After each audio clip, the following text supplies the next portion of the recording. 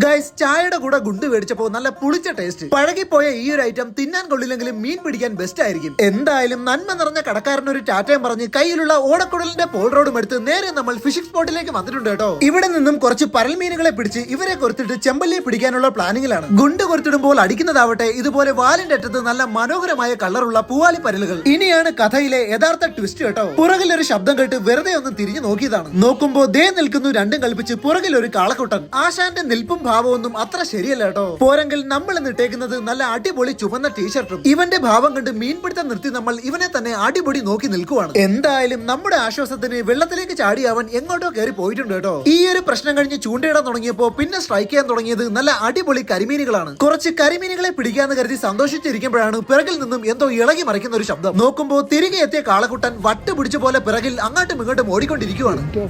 ഇത് കണ്ടപ്പോ നമ്മുടെ ഫ്യൂസ് പോയി കേട്ടോ. കൂടുതൽ വൈകിപ്പിക്കാതെ കിട്ടിയ മീനുകളെ കയ്യിലെടുത്ത് ഇവിടെ നിന്നും ചെമ്പല്ലിക്കുള്ള സ്പോട്ടിലേക്ക് ജീവനം കൊണ്ട് ഓടുവാണ്.